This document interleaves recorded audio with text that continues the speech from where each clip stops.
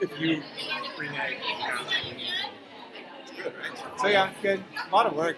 Last time I got to learn was sort of pre-crisis, I guess. And it's insane now. Oh my gosh. Open their computer and back and forth. But I wasn't going to tell my landlord we were leaving until after we closed. And then they were like, well, your lease is month to month because it's California law, but the underwriter's on the East Coast and he doesn't understand that, and so he wants a signed affidavit from your landlord if you paid your rent and you're under a contract. It's like, okay, well, I guess I'm telling my landlord this. All right, we're going to get started. Those folks who are coming in, find a seat, please. There's lots of room up front if you want to sit down. There's also along the sides. Welcome, everybody. Welcome to the 2017-18 New School Back to School Night. Woo! I'm very excited. I am, again, Sharnice Lazar, and I'm the Director of Curriculum and Instruction here at the new school. Can folks in the back, can you hear me? You stepped it up since orientation. And so tonight, we're gonna be together for about a half an hour together as a whole group, and then we're gonna move into classrooms. So here's tonight's agenda. We're gonna have English on one side and the Spanish presentation on the other, and then Christina is doing some simultaneous interpreting, and folks are hearing it through a conference line. So we're trying out some new systems. So we're gonna be all together, and really this first half an hour and really the night in general, is really digging into the teaching and learning philosophies here at the school. We want you to, as best you can, get an experience of what it's like to be a day in the life of a new school, and what that entails and what that feels like for your children on a daily basis. And then you will move into some grade level presentations, and then ultimately into your classroom where you can get some more specific information from your teachers. So if you want to think about it kind of like concentric circles, we're going to start kind of big picture, and we're going to zoom in as the night goes on. I will say at 7 o'clock, we're going to ask folks to move on out because it's just been a long day. We've all been here, and many of your children have been here. And so at 7 o'clock, we're going to start to go around and turn off lights. So if you would just take that as a cue to continue your conversations elsewhere. A couple of things about what back to school is and is not, and kind of just like the purpose. It really is to learn more about the curriculum and the teaching and learning here at our school, to hear from the administration, to hear from your teachers about the teaching and learning here at school, to wonder and be curious and have fun. This is not a time for individual parent-teacher conferences. We're going to have those in October. And obviously, if there are things that are coming up for you, you can definitely reach out to your teachers and have conversations with them, with us. In a few minutes, we're going to talk about some coffee chats that we're going to have, a series of coffee chats. But tonight is really to learn about the program. So if you have specific questions about your child or like what their experience is like, I'm going to ask that you hold those for this evening because it really is about kind of like the general school program. Does that make sense? If you do have questions about the curriculum and what's happening, on your tables and on the seats there are lots of Post-its and lots of pens. Please write down your questions. We're going to be collecting them. There are 2 places in the back, kind of 2 whiteboards. We ask that you pin those questions up there, and either throughout the night we're going to try to answer those questions. We're going to follow up through some heard posts. And like I said, at the end of this presentation, actually, we're going to unveil a series of coffee chats that we're hoping to dig more into those questions that you have. So we want those questions, we just ask that you hold them and collect them. Sound good? Mm-hmm. Awesome. So this slide talks about our school priorities. And we're going to dig more into these really from a parent and a family and a community level at our next home and school council meeting. But what I think is important is that these priorities are grounding our work this year.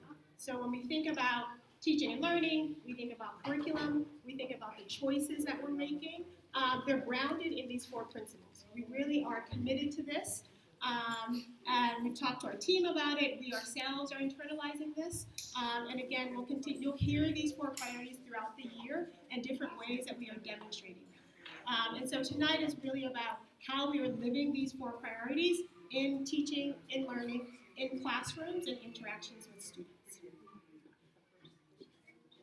Sure, for those who can't see. First one is building a consistently safe, supportive, and joyful learning environment. And we're going to talk about each one of these in a few minutes. Having personalized and meaningful growth for students, we really want to make sure that the experience here is individualized and it's personal to students, and that growth is meaningful for all of our kiddos. That we are continuing to build a diverse and equitable community, and what that means, an inclusive. We had a saying during our onboarding time, regardless of, right? So whatever you put in that blank, regardless of students who they are, the families that they come from, the experiences that they have, that they are having positive, safe, joyful experiences here at our school. And ultimately that we are building, in our third year, that we're continuing to build a sustaining and thriving organization, right, for our school, and that we have a path forward for our students for many years to come. So I'm going to hand the mic off to Trevor, our new Director of Student Access, and he's going to talk a little bit about that first priority of being safe, supportive, and joyful, what that means. Hi. So for those of you that don't know me, as the Director of Student Access, I oversee a lot of our student supports.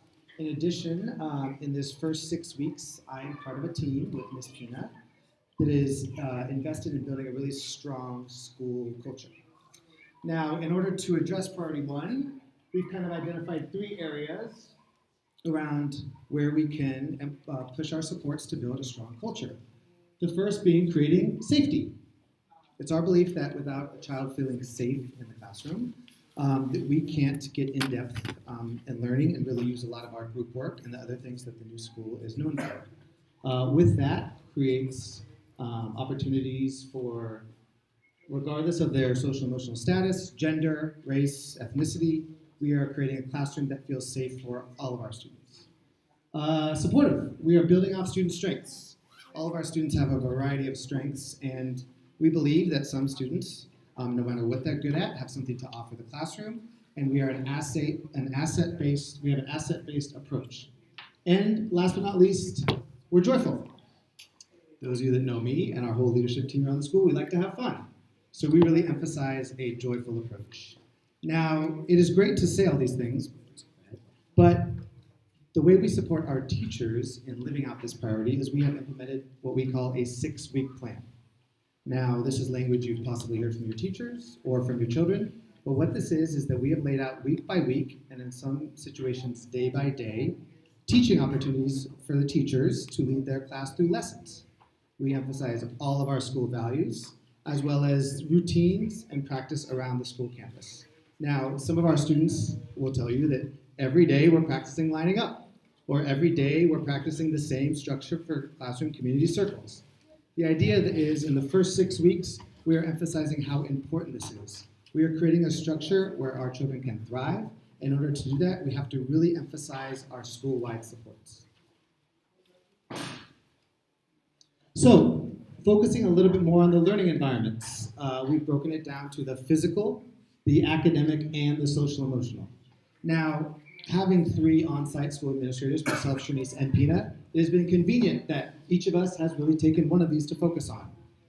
Pina focuses a lot on the physical space, that classrooms are resourceful, comfy, homey, organized, that they're well spaced out, that kids are not on top of each other. Shanice emphasizes a lot of her time on the academic, leading our teacher teams in developing strong curriculum to really push our inquiry-based learning model. And then I more handle the social emotional, which means that no matter what's going on for a student during the day, we have systems in place to address their social emotional needs. Before you go ahead. Now on that last slide, what I do want to emphasize as part of the 6-week plan, we are doing what we're calling culture walks. And these are where myself, Shanice, and Pina go into the classroom for 30 minutes at a time, and we observe all 3 of these areas. We started them this week, and we're gonna complete them by next week. And the idea then is that we can give our teachers some great feedback around how they're doing in these 3 areas. We believe that gathering data in all of these areas, as well as to the work we're doing with our students, is important, and feedback is very important. So we did our first few yesterday, and they were extremely successful. We saw wonderful lessons. We saw all of these criteria being met, but the idea is that we're gonna do culture walks a few times a year and really give our teachers kind of cycles of feedback around how their classrooms are doing. Now, this slide, now I could get really in-depth in here, but since I was told I have 5 minutes, I'm just going to give a surface level approach here. We run our school through a 3-tiered model, and specifically around the behavioral and the academic, or behavioral and the social emotional piece, is that you will hear us use language like Tier 1, Tier 2, and Tier 3. Tier 1 just basically means these are supports we're providing all of our students. 100% of our students get Tier 1 support. And that's a lot of the slide I just touched on, which is addressing the physical, academic, and social emotional environment, not just in the classroom, but around the whole school. Now, data has told us that Tier 1 does not meet the needs of every student. So in that case, we provide Tier 2 supports, which is more tailored to exactly what that student needs. Now, New School is unique in the sense that a lot of our Tier 1, we actually do a ton of group learning, which falls into Tier 2. So this is a school that kind of puts Tier 1 and Tier 2 together on the academic side, which is really just a luxury that a lot of students aren't subjected to. From a behavioral perspective, Tier 2 looks like star charts, behavioral contracting, home and school notes, those types of things. Now, we can have awesome Tier 1 and fantastic Tier 2, but there still is a 5 to 7% of students that will not meet their needs. So in that case, we have Tier 3 supports. And that's where we really get into our SPED, as well as our more intensive academic intervention. Now, a lot of my role is overseeing the entire site-wide intervention. However, I do manage also our SPED providers. So by having one person who's connected on all 3 of these tiers, we try to have the interventions be very seamless. If your child is receiving Tier 2 or Tier 3 supports, it does not mean they're not getting Tier 1. The idea is that a student who is requiring Tier 3 supports is also getting intensive Tier 2 and Tier 1 supports. And obviously, this is all rooted in our values, which are kind of cut off at the bottom. Cool. All right. Now, again, this is going to be very surface level, but you guys will start to hear the word cost.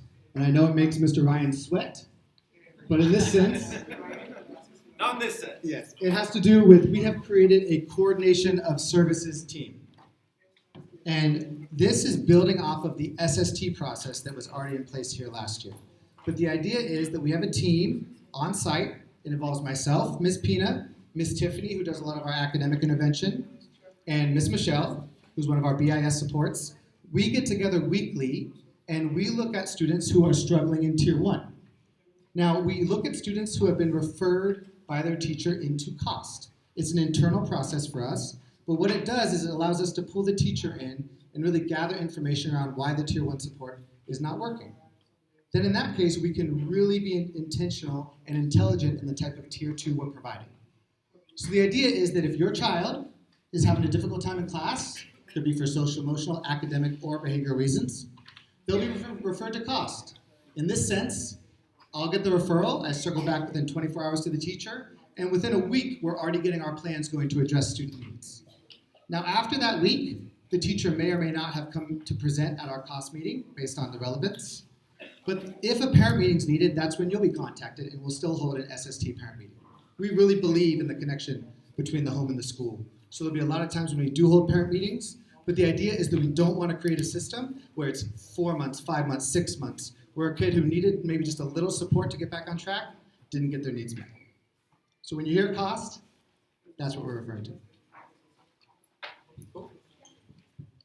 Next, we're going to move into personalized and meaningful growth. Back to you. Oh, it's to you.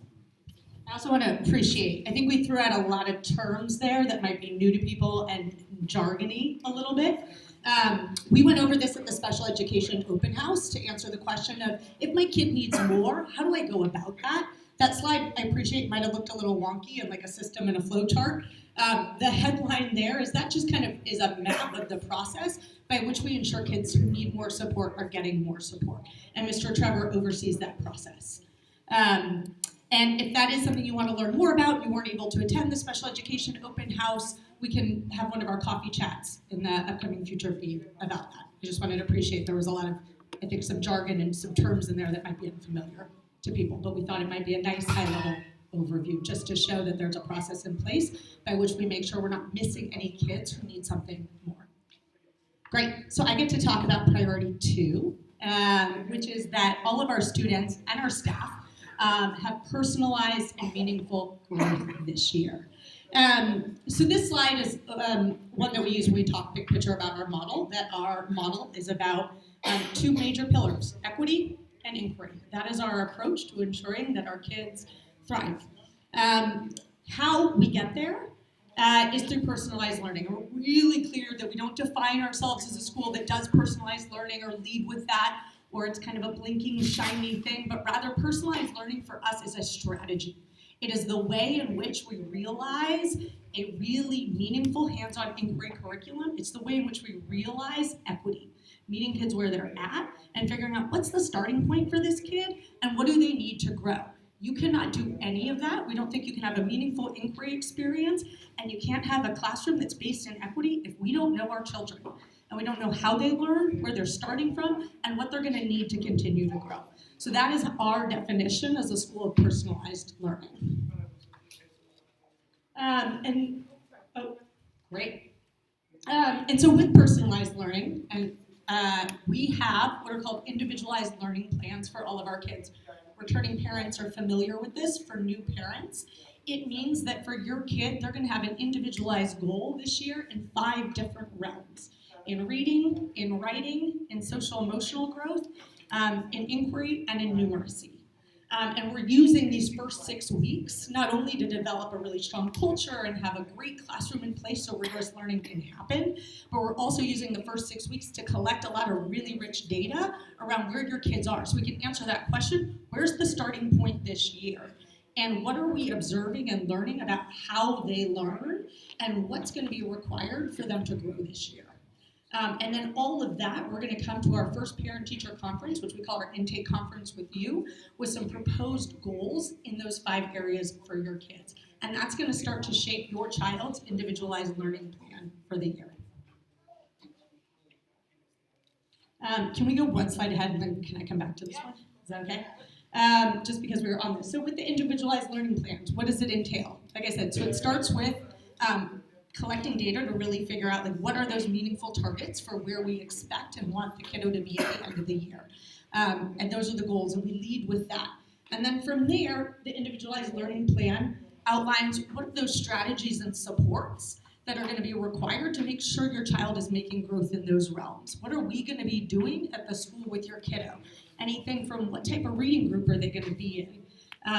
To what are things that we could be doing, we could suggest that you're doing at home with your kid to make sure they're making growth. The strategies and supports are a dynamic thing that we're constantly coming back to as teachers and with you over the course of the year to ask ourselves the question, are these strategies and supports actually working? And then that's that third piece of the progress monitoring to make sure that we're seeing the growth we would expect to see over the course of the year. The bottom just highlights what that timeline is. So I mentioned this is the data collection phase. We have our family intake conferences the 2nd week of October. And then that's when you're going to start to see kind of the greatest differentiation starting to happen. Right now, if you spend time in classrooms, you're seeing a lot of whole group instruction happening, and you're not seeing those individualized groups yet because we don't have those goals in place, and we're still, again, collecting information to inform how to best differentiate for all of our kiddos. Then we have another round of conferences in February, and that's our first opportunity as a full team with parents, if not before, if we need it before, we can do it before, to come together and ask the question of how much growth is this kiddo making and what about our strategies are working and not working and what shifts might we want to make. And then we come back together at the end of the year to assess the extent to which our kiddos met their goals. As a school that's only in their 3rd year and piloting an approach to personalized learning that's frankly pretty different and not found in many public schools, we're learning a lot about this process. We're learning about how to set developmentally appropriate goals. We're learning about strategies that align to those goals and learning a lot about how to engage parents in the process around personalized learning. So as much as we have a thoughtful plan, what I will say is we are not perfect. And we are learning a lot based on the feedback that you guys are sharing, feedback from teachers on the extent to which they're able to really personalize learning for their kiddos. Yeah, And so then going back to the differentiation slide, just when we think about differentiation, we think about, okay, great, I've got 24 kids in my class and they all have different goals, right? Now I've got to differentiate for my kiddos. I've got to make sure I'm actually meeting the various needs of my kiddos. And we do that through really intentional differentiation. And so this slide just helps to kind of define how we think about differentiation in school. So again, it's based on a lot of different factors, data that we've observed, formal assessments, thinking about the whole child, right, their social emotional needs, and their academic needs to inform a grouping. So we might not just have a grouping of all kids reading on one grade level because we're also thinking about their social emotional needs and which kids work collaboratively together. It focuses on similar work when you're differentiating with a group, but perhaps different strategies or approaches that the kids need in that group. Differentiation hits on the different scaffolds that a kid needs. So if this is the thing that we're teaching and we want all of our kids to know, we recognize, again, some kids are going to need more support to get to that, but we still have the same expectation and we still want them to have access to this opportunity. We just need to, again, think through how are they going to get there, because their path might look different than another kid.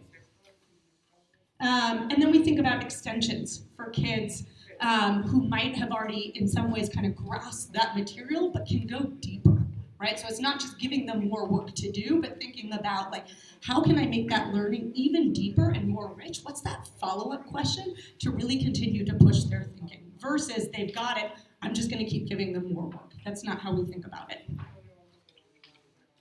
So what different, I think I kind of hit on what it's not, but it's not a different or specialized individual program. Again, we're very collaborative. Differentiation happens in an inclusive model with all kiddos. It is not talking about a special education program unless the kid qualifies. And we're not talking about gifted and talented. We're not taking our top readers and putting them in a group and treating them differently. And it's not solely based on parent requests of which grouping I want my child to be in.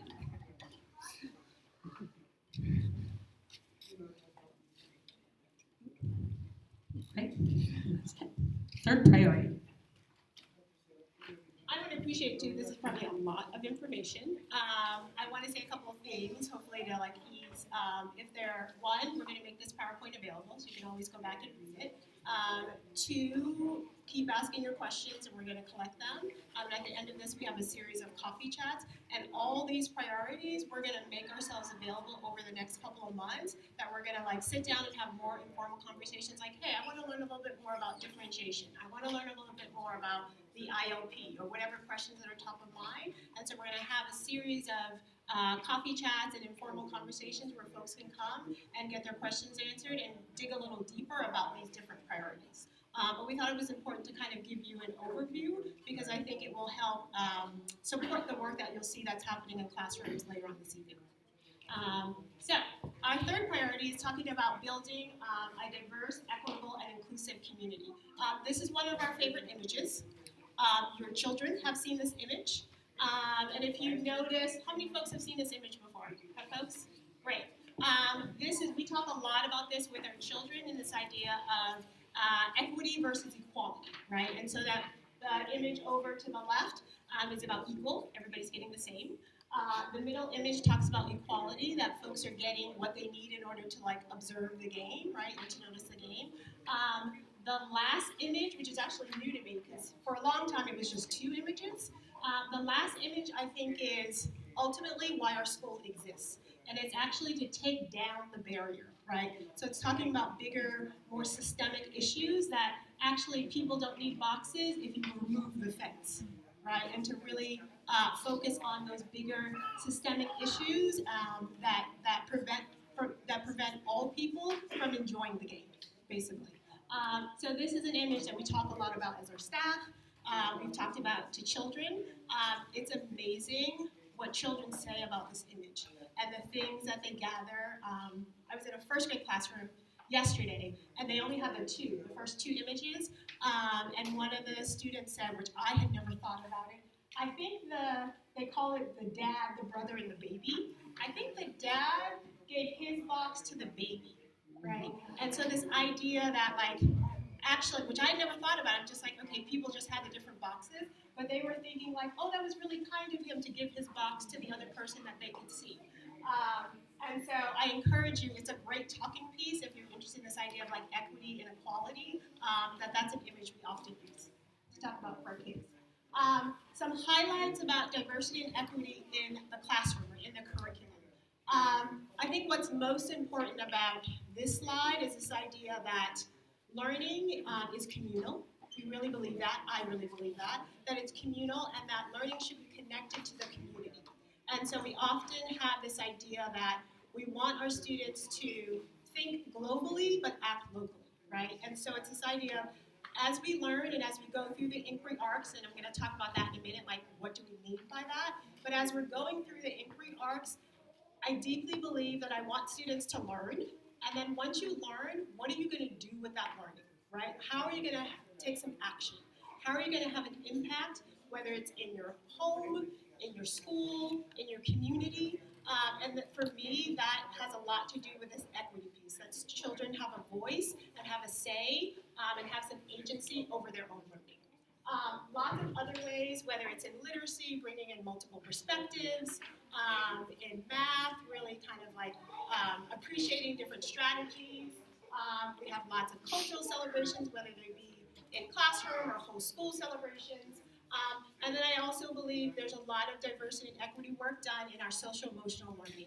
When we talk about kimochis, when we talk about the different characters, when we talk about their feelings and their response, and that everybody's different in how they respond to certain interactions, or they show their different emotions. These are all different ways that we highlight and support this idea of diversity and equity in the classroom. Say again? So inquiry. I could talk all day long about inquiry, but I can't. It starts with teachers building our inquiry arcs, and those inquiry arcs are based on standards. Right? We are a public school, and we use the Common Core standards and math and language arts. We use something called the Next Generation Science Standards, which are science standards, and then the College, Career, and Civic Life, which is a social studies framework. Those standards give us a destination. They tell us this is where, here are the experiences, it doesn't tell us experience, it tells us where we need to go and what the state and what standards, where we want students to arrive. What we get control over is the roadmap and how to get there, right? And that's where we have our individuality. That's where teachers get to be creative. That's where we get the creativity and the freedom in our inquiry arcs, is that we get to decide what those experiences look like, how children will explore these topics, what field trips, what experts, like all of that is up to us. That's the freedom that we have and that we hold so dear in being an inquiry-based school. For students, it starts with them being curious and asking lots of questions. Here's our inquiry arc. They're on average 6, 8, sometimes 10 weeks, depending upon how long the inquiry arcs are. They have these 3 different phases. So as you can imagine right now, we're in exploration. And it's really just about immersing kiddos in the curriculum. It's getting them excited about it.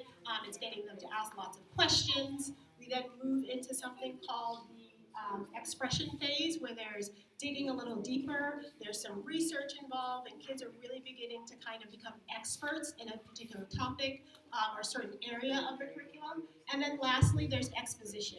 That's the sharing. That's the going public. That's the, this is what I learned, and here's how I'm going to take some action based on that learning. And so when we think about our inquiry and we talk about inquiry arcs, that's what we mean. That's what we mean. I put this piece in here. I thought it was important.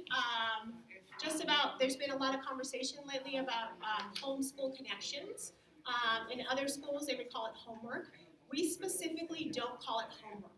We call it homeschool connections because we actually believe this is a place to connect home and school. There are many reasons, and the top is really kind of like why we do that, and then the ideas and the philosophy behind that. For us, we really do believe homeschool connections, when we talk about that equity, it's actually part of equity. For us, we really believe that it's a way for, one, parents to get a snapshot and a window into what's happening in classrooms, but it's also a way for parents who might not necessarily know how to support their child, right? To say like, here's what we're learning in school, and here's a way that you can talk about it, right? Some of the ideas we subscribe to is that it's meaningful, it's connected to the work, it should never be something that's brand new learning for the child. It's reinforcing experience that they've had before. It's a way for you, and it's meant to be done together, right? It's meant to provoke conversation within your home. It should have lots of student choice and voice. Like students should have some choices in how they interact with the homework. Grade levels are going to talk a little bit more specifically because homeschool connections are one of those things that look different from kindergarten, as you can imagine, as students get older. But just kind of some generic philosophy and ideas that we subscribe to in our home and school connection. Lastly, before I let you go into, I'm going to invite Maestra Hannah and Omar, Spanish and art. I thought it was important that we hear together because all of your students are getting Spanish and art every day. And they're not going to be able to go to every single classroom and every single grade level. So they're going to share with you just a couple of slides, kind of some major overviews of what Spanish and art looks like this year. Thank you. Hi everybody, my name is Hannah and I have the pleasure to teach Spanish again for the third year in school.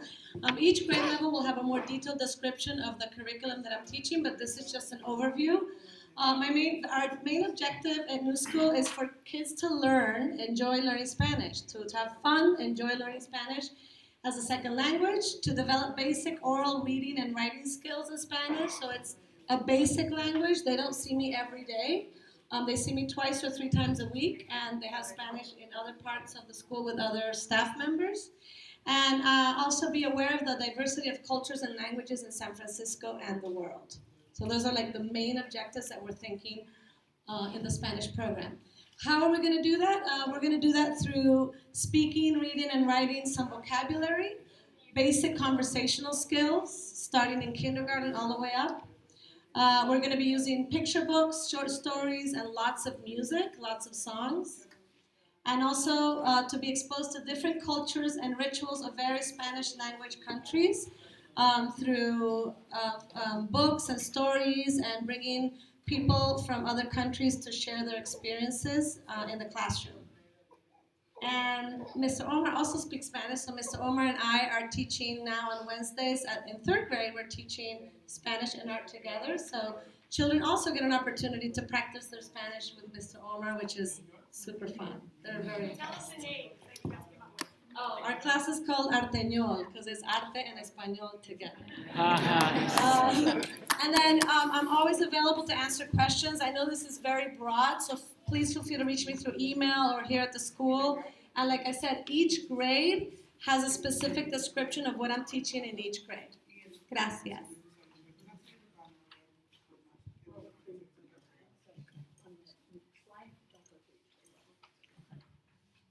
My name is Omar. I'm the exploratory arts teacher. So very this way. Our objectives are for students to engage their imagination and express their feelings, to develop gross and fine motor skills, and practice perseverance. Adding to that is practicing giving and receiving feedback. And lastly, have an understanding of other artists around the world and make connections to their environment and daily life.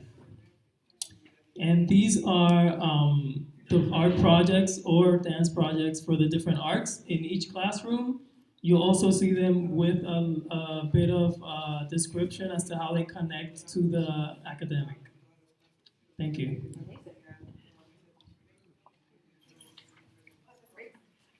So we're already a couple minutes behind. I know you're eager to go to classrooms. I just want to say, again, this is going to be available. We will send this out. We'll post this. It'll be on the website. But these are obviously all the blue things are linkable. We thought it was important just in thinking about some of the things we talked about today. If you would like some additional learning, I'm highly plugging, particularly the first one, the inquiry. we got a grant, and part of that work was for us to do an inquiry overview video just about the process at our school. So you'll see lots of people like me talking about inquiry on that video, but I think it's great. It's on our website, so I encourage you to look at it and share it. We shared a couple of videos and just this idea of like inclusivity and what we mean by that. So there's a couple of blogs, articles, a website that we really appreciate. And then one of my favorite articles just about, it's called Homework, but just this philosophy of homeschool connections and what we mean by that. There's a link to that as well. So that will be posted for folks who want to do some additional learning. And last but not least, these are our first set. Sorry. Oh, so sorry. These are our first set of coffee chats. Again, we will put these in the Parent Digest. We will post this on the website so you can see it, so don't feel like you have to copy it now. But for the next couple of Thursdays, we're going to have some coffee chats talking about these different things, right? So a day in the life, which basically has to do with your child's experience. After tonight, you still have more questions, come next Thursday if you can. If you can't come, don't worry. We're going to either tape it, take notes, some kind of way to like share that learning with you after. We're going to talk about homeschool connections the following Thursday, enrollment, class size. Trevor's going to do some tiered interventions. And then if there are other things, like we started brainstorming topics, but if there are other topics after tonight that you'd like to dig into more, please put that on a post-it, and we will have just like this kind of reoccurring coffee chats to really dig into this information a little bit more. Sound good? Yes, so I'm so sorry we kept you. Your teachers are waiting. Look, they're coming right now, coming to find you, because we are late. So enjoy, have fun. Please move to your classrooms and enjoy the rest of the night. Thanks for coming.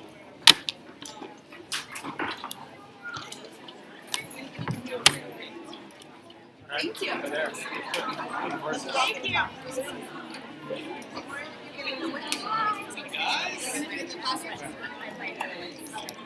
I keep seeing him like All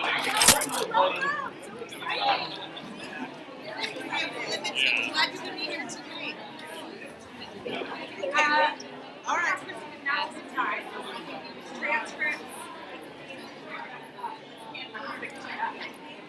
And then, do we know what kind? My husband, I know you're gonna have to. You guys will have to divide and conquer as well. Okay. Who wants to go to third grade? Okay.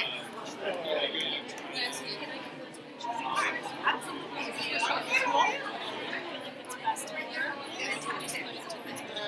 Great. Great. Yeah, that's okay. We will. They got the Just remind me what classroom pages it's in. Okay. Thank you. How about this? I think we should collect them, post it to the papers. oh yeah. Training in here. With who? They're going to show a movie to all the students. Or they're just like so cool, like, oh my god, everybody's fine.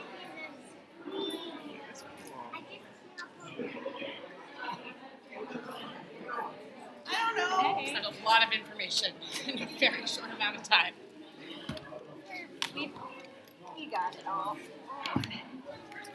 And I can make a knot. The question is, did the video keep going? Oh.